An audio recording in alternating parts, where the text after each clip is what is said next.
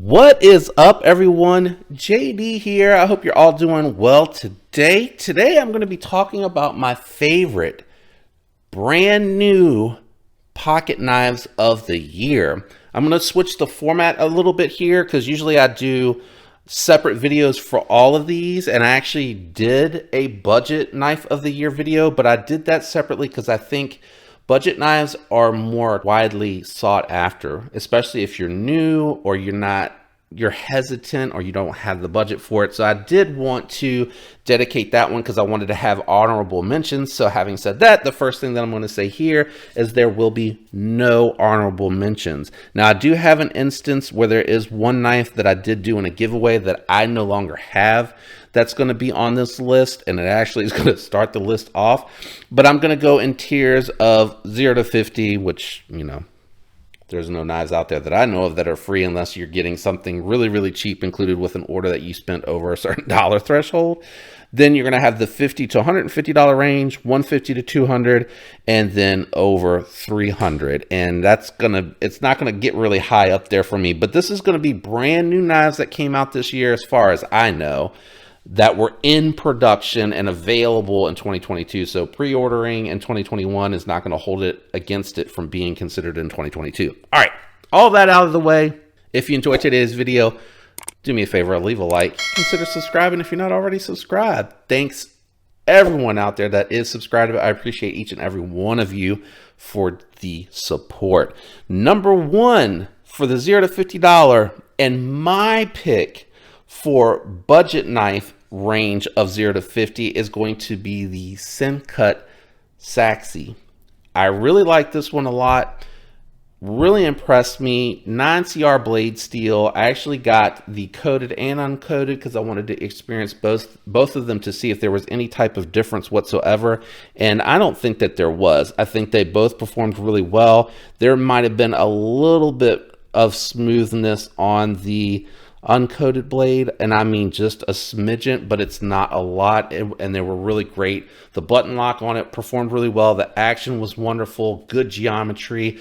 Full size, so you know, not like bruiser size, but full size so that larger hands could use it and medium to large hands could use it very comfortably.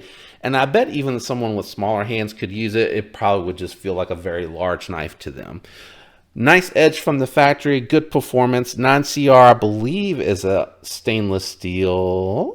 Oh, memory is failing me a little bit, but it is a great knife at a great value. I want to say that one came in just under $50 if I remember right. Great pocket clip, you know, just everything about that knife at that price point. Ceramic bearings.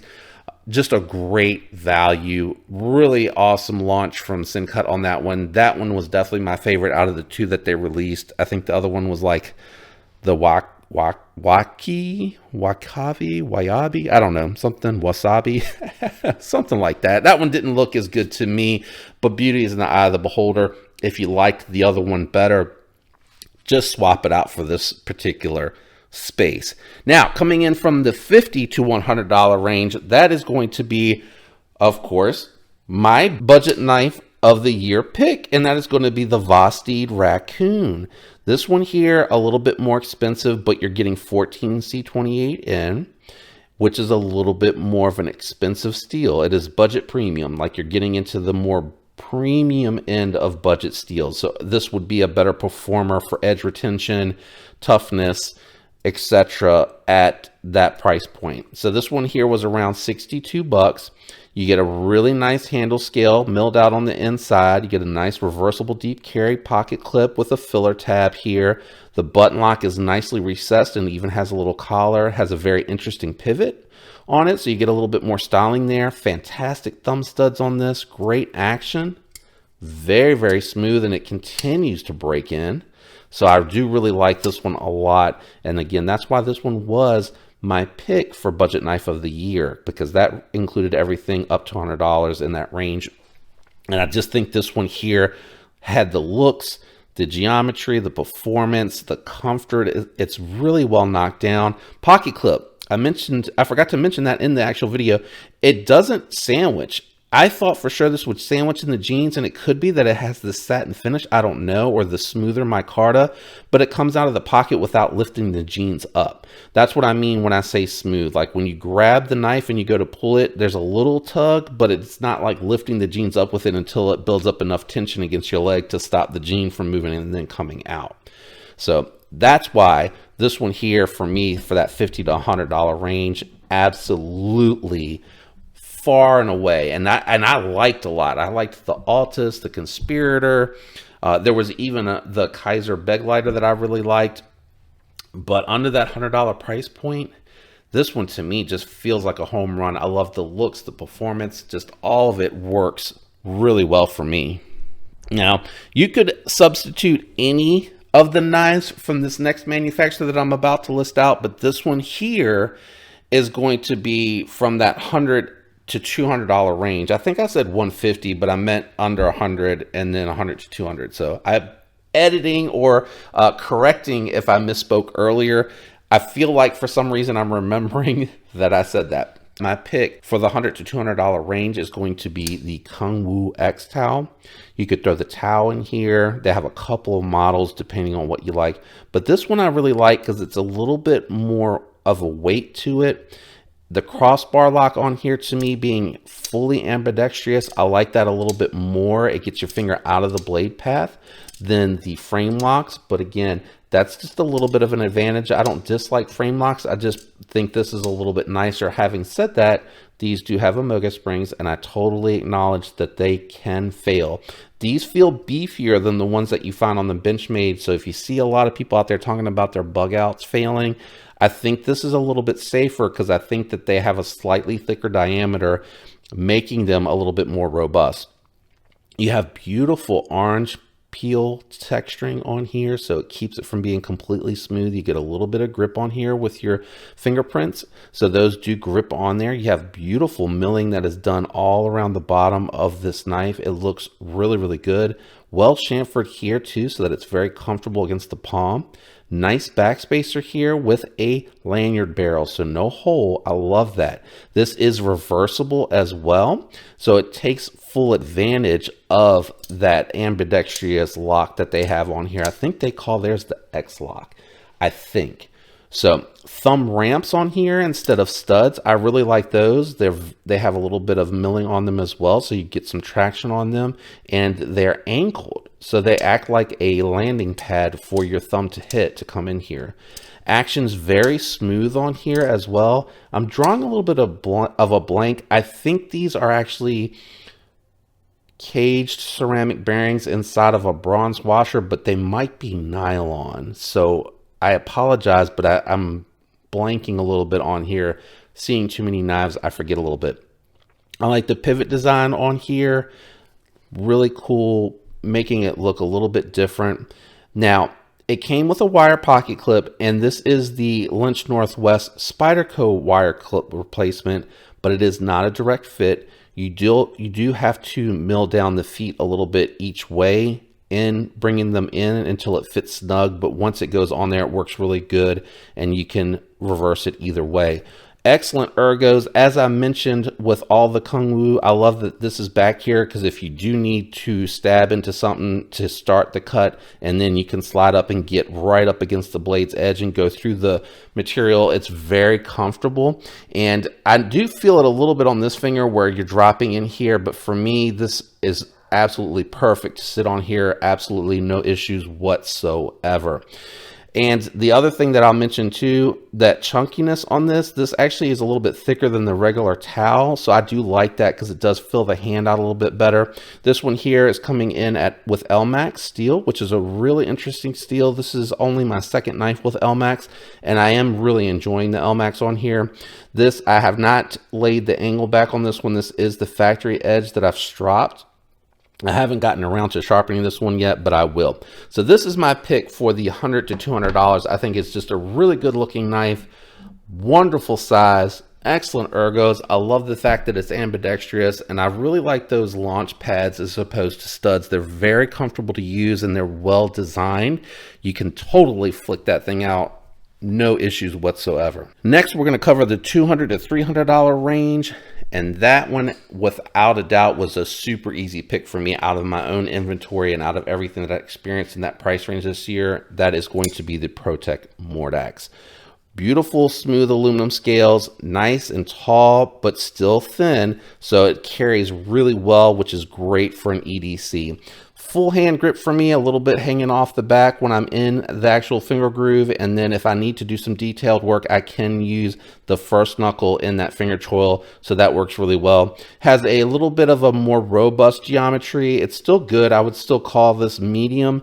Slices really well. This is in Magna Cut. I really do like the tumbled finish on here. That looks really, really good, especially in person. It's such a nice finish. ProTech does a great job with the finish of their knives. This one here, the button lock on it, the plunge lock, sits completely flush on the knife, and you have to intentionally push it in to release it. This one here has a little bit more of a audible button stick to it, which I actually like on this knife.